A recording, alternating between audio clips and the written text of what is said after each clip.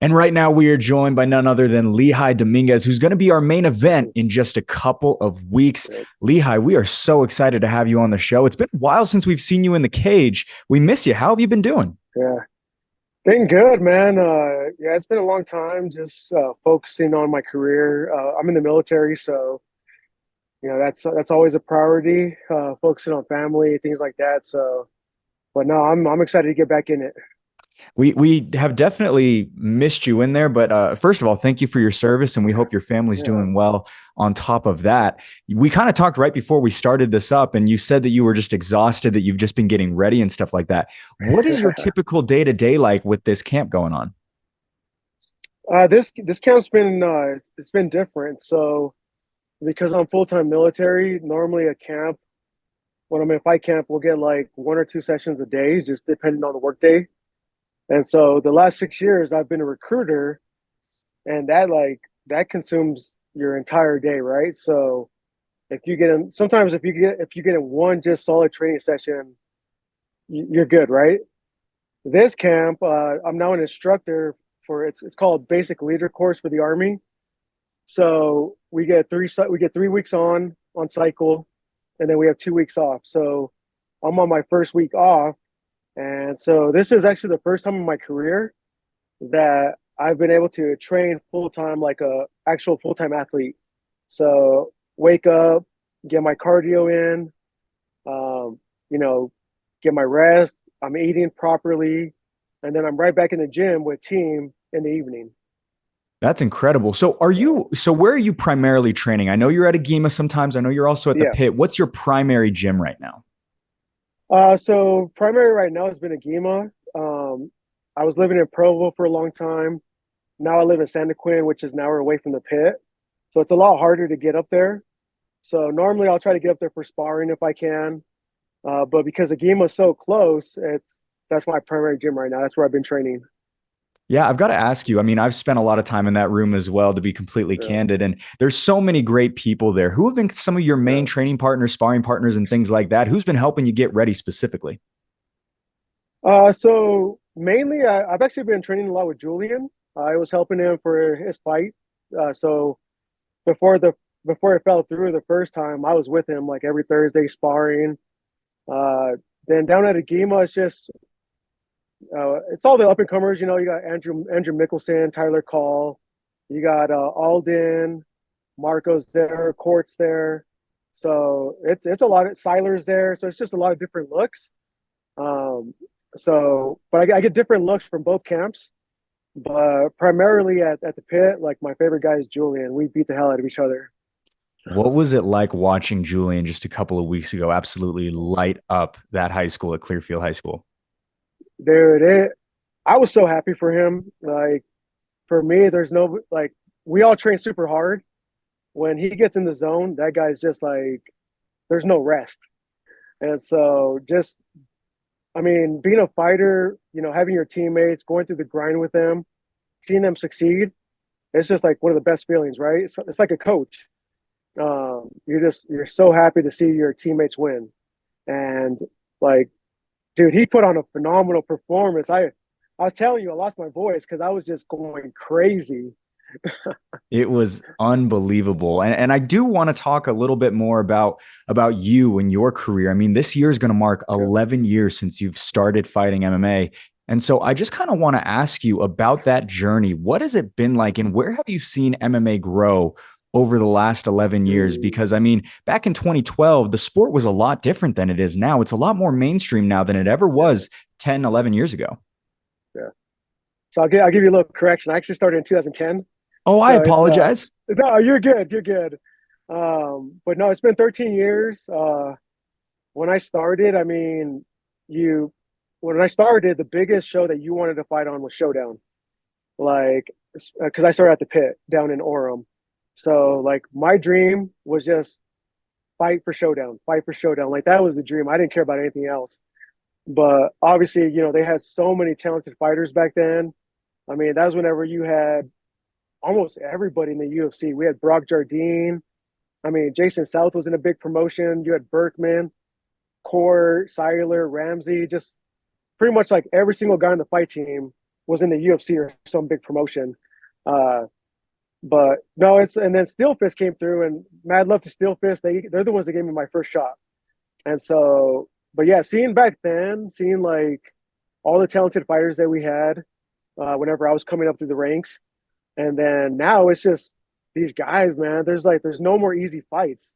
Like you get all these young, talented, explosive guys, and everyone's like well rounded. So it's the fights. Look at the last couple of Fierce cards from top to bottom, stunning performances. Like you're looking at these amateurs like with one or two fights, and you're like, man, they're looking good. It's pretty huge transition. Plus, Utah MMA is getting more recognized. There's gyms everywhere now, like almost in every city, right?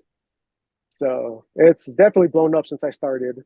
Yeah. So back in 2013, I mean, you did mention you were at the pit. I know a lot of people who started off at the pit, and that really was kind of like the main spot to be at back in the day. And I mean, still with Kent Mafleo and Julian, you yourself, as well as Yeah. so many others. But I mean, how hard was it to kind of find good reps in Utah 13 years ago? I mean, how difficult was it all that time ago? Because I mean, there wasn't a gym in every single major city in the state, Mm. because now there is that. And so, the talent is kind of spread throughout. Yeah. No, I looked at when I feel very blessed because I started I was there from day one with the pit. So we were the academy. I think it was like Throwdown. Then it was the academy. Like they went through all these name changes, and then it became the pit, right?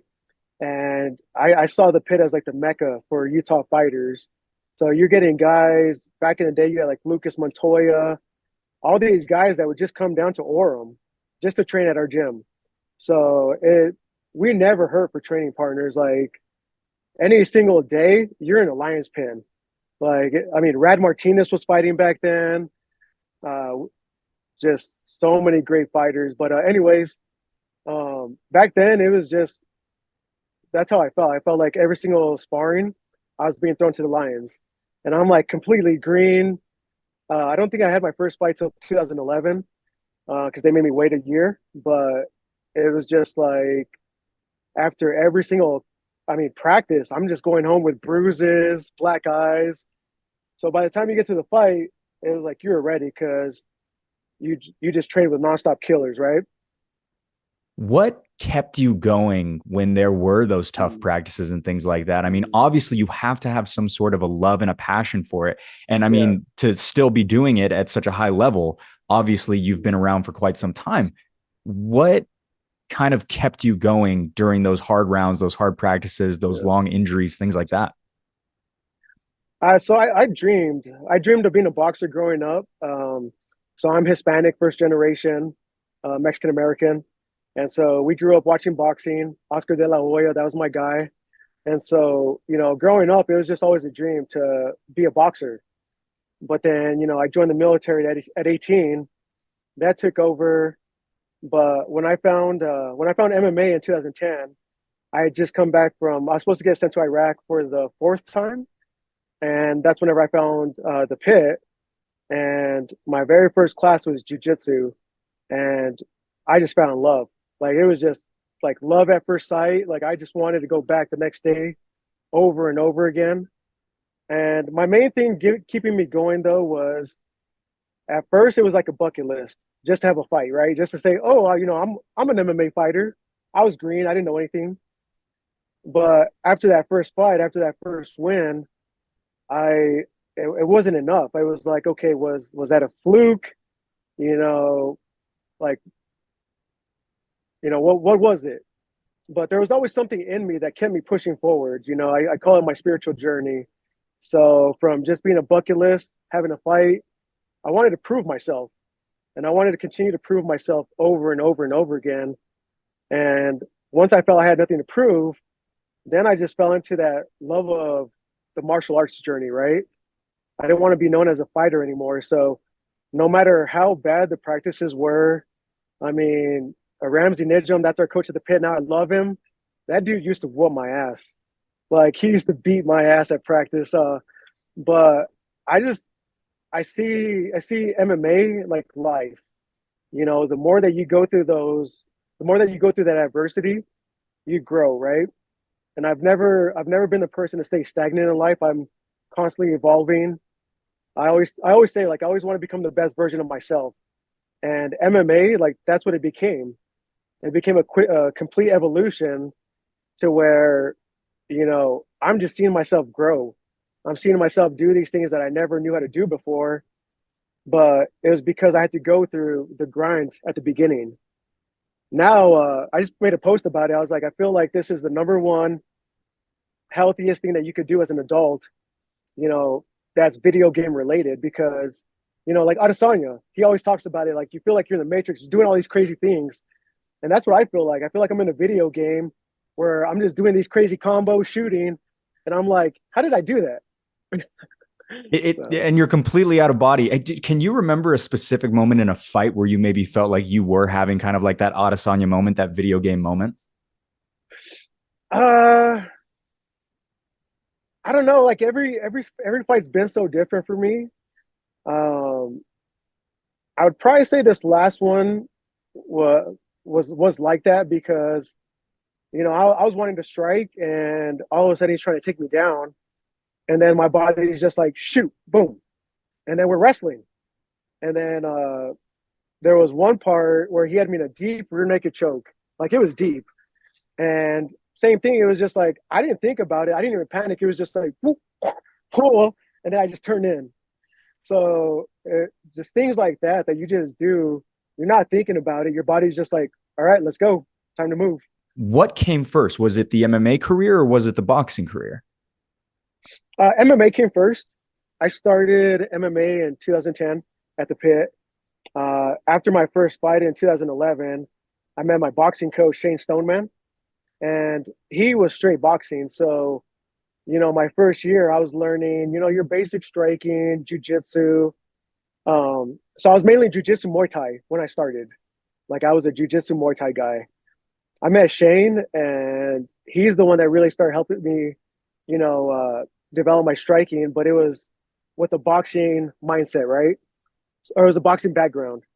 So that's what really helped me fall in love with boxing because it's just like just the way that it transitions into MMA, and I just love boxing. Like it's so much fun. You don't have to worry about nobody shooting on you. It's just like, all right, let's go. Let's move around. Um, and then my coach got me our first fight. It was in Salt Lake, kid's hometown, and I it was awesome. They're like 3 1-minute rounds. I didn't. I was just like, all right. I took it like an MMA fight. Like let's just go. Let's brawl. And we threw down for 3 minutes, and I came out the victor. My second one was in Wyoming. That one was fun. Uh, we were fighting the local kid.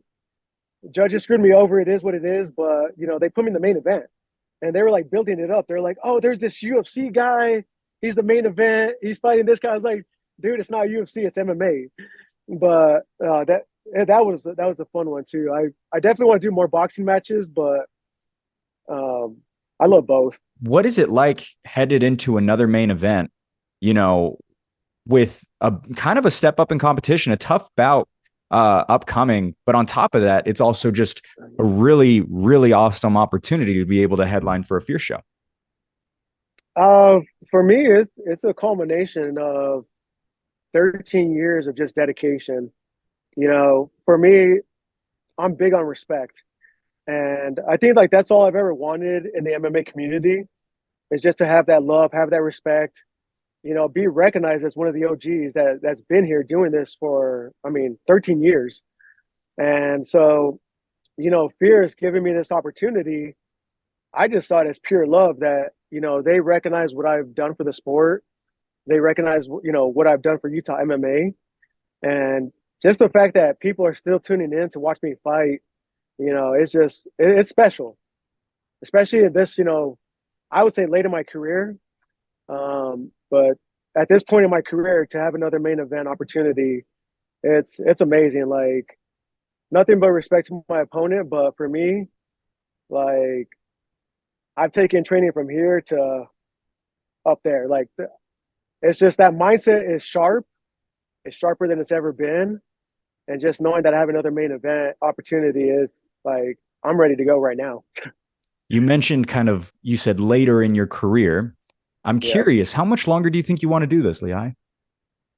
Until my body breaks down, bro. Like, no, I, it's crazy because, like you look at Jorge Masvidal, he was like, oh, if I lose my next fight, I'm going to retire, right?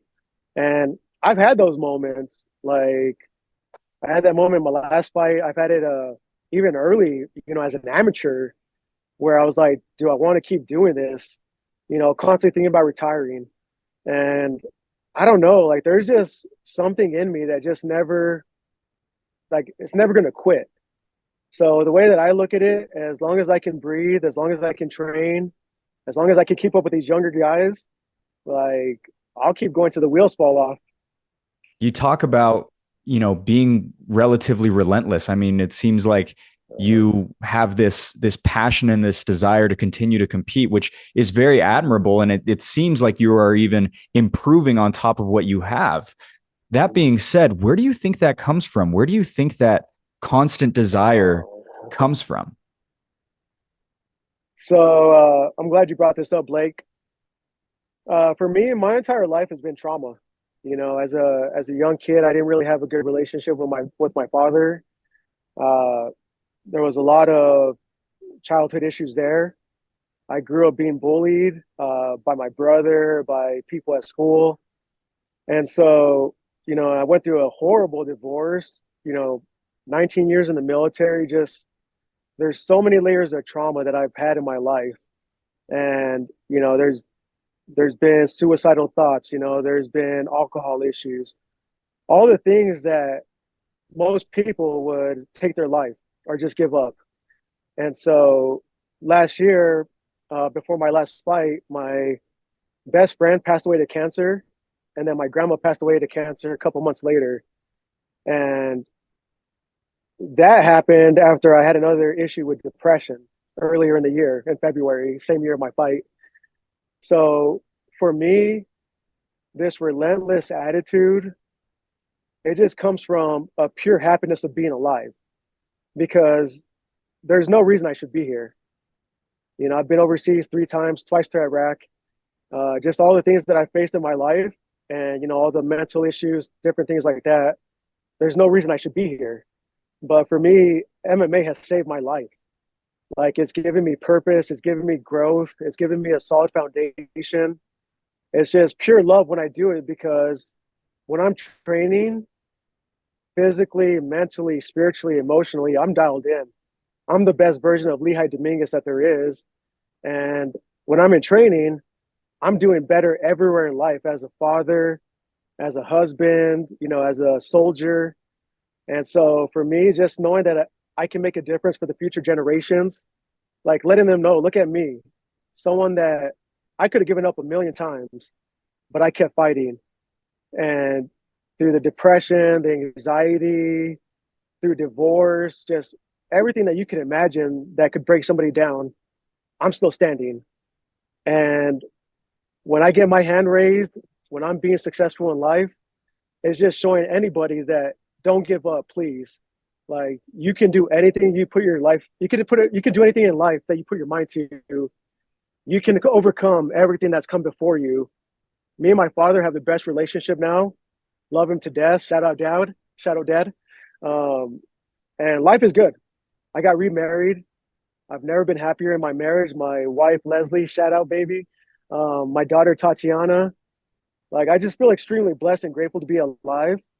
And so MMA's giving me a platform to just show people, like, when you don't give up, you can do anything, anything. So You're bringing a tear to my eye, Lehi. My goodness, that's incredible stuff, and I appreciate you opening up about that. That all being said, is it almost? I mean, you said it that MMA kind of saved your life. Do you yeah. think that that's part of the reason why you never want to stop? Like, do you think that's why you're like, until the wheels fall off, this is a part of my life because this has been the anchor that has kept me afloat for so long? Yeah, like I think, whenever when you leave that fighter mentality and you embark on that martial arts journey, I constantly saw I I consistently saw my life improving through martial arts. And the time that I would step away from the gym, even though I'll stay active, lifting weights, running, when you get into the gym with your brothers, with your sisters, like that's your family. And, just that feeling of peace, of love that I feel in the gym, just being able to know that, hey, I can defend myself at any time. If there's bullies, I know how to de-escalate these situations now. If I need to defend a loved one, I can do that. And so it's really been a huge part of my identity, of my purpose, MMA. So for me, it's just like the longer I fight, the more that I can give back to the up and coming fighters, sharing that knowledge, sharing my experiences. Like definitely that's what keeps me involved. If there's no reason to what you're doing, like why are you doing it, right? And if I didn't find a fulfillment or purpose in MMA or even in the military, then I'm moving on to something else. But there's still like it still fills my heart with so much love. And I'm 38 years old. Like I'm up there. And just the fact that I can still do what I do on the level that I do, you know, train with the still the toughest competition, the veterans, the newcomers. I'm just like, yeah, let's keep doing this because I could pass away tomorrow. You never know when it's your time. I lost my best friend last year. He was only a couple years older than me. And so I'm like, you know what? I'm going to do everything that I love while I can, until I can't do it anymore. I mean, you've been saying some unbelievable stuff. And I just want to bring up something that I specifically was so impressed by and also was so happy for. I remember I was at a show and you proposed to your now I believe wife Yeah. in the Yep. cage. Can you just kind of break down what happened? How did that all get planned out? Did everyone know that was going to happen? I mean, can you just break that whole thing down for us? That's got to be one of the happiest moments of your entire life. Yeah. So it was crazy. It was literally a week before the fight, right? We just got out of COVID. It was the first Pierce card back. Um, and I was just like, it was that last week. So I'm just fine tuning, we're doing our cardio, staying sharp, but nothing crazy. And I just remember at the beginning of the week, I was just feeling grateful. And like I call them downloads, intuition, whatever you want to call it. And it literally just hit me. It's just like, you know what? What's crazy is I was in a car crash earlier that month. Like I got T-boned, me and my daughter. And so we got a large settlement and it finally cleared literally like before the fight. And so I just remember thinking like, I want to, I want to give this woman the fairy tale of her life. I want this to be the best love story ever. And I was like, what bigger way to propose than after my fight, doing what I love the most, or doing one of the things I love the most in life.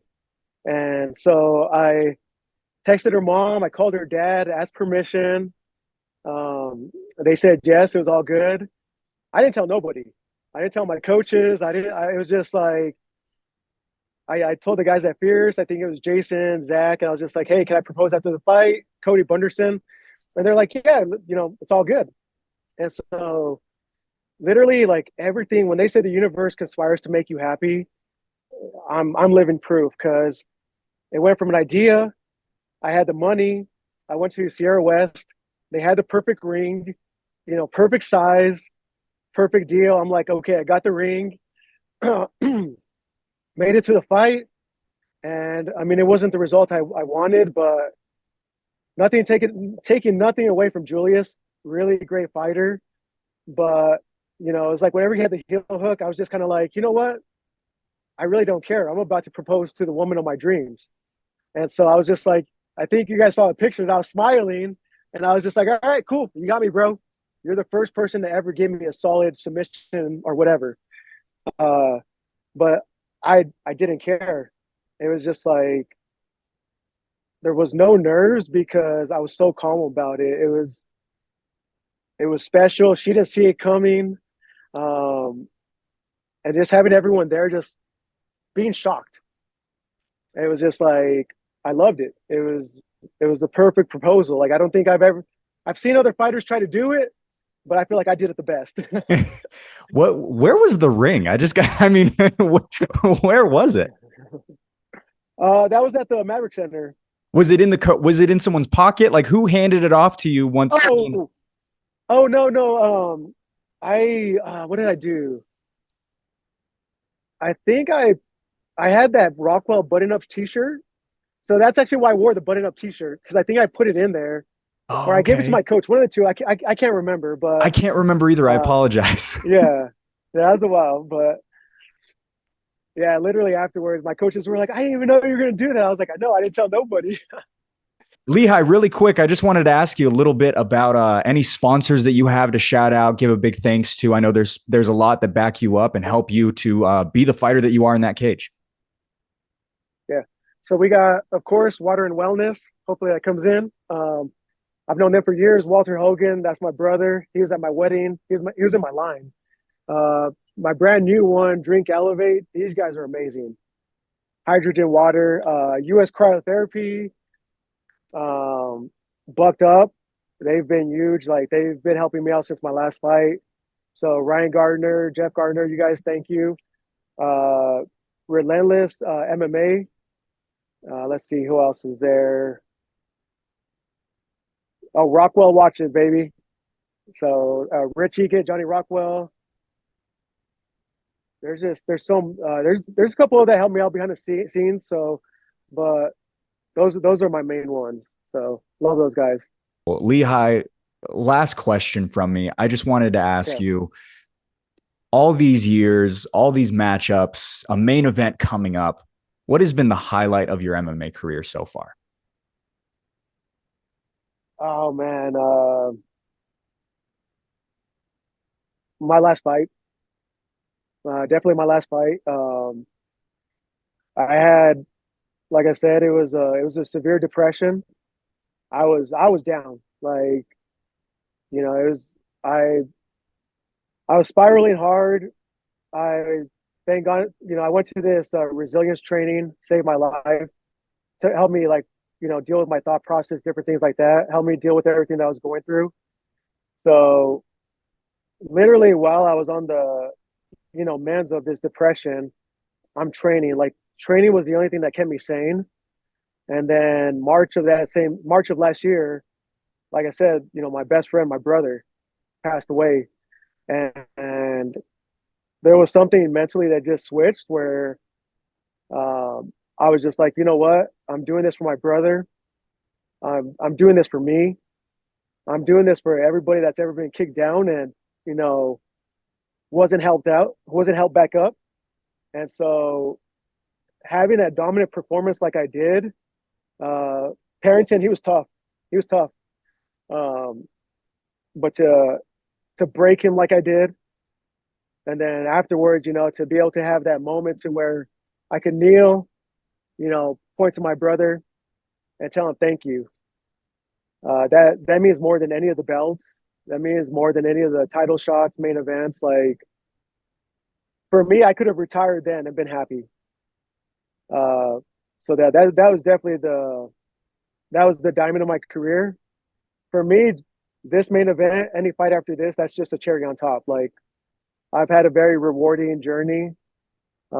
I've had some amazing coaches, teammates, gyms in my life. Like I just feel blessed. So yeah, Well, definitely the last fight. well, we hope for many, many more cherries on top. I apologize. Lehi, you are incredible. Thank you so much Yeah, for the time. We really appreciate it. of course, Blake. Thanks for having me on.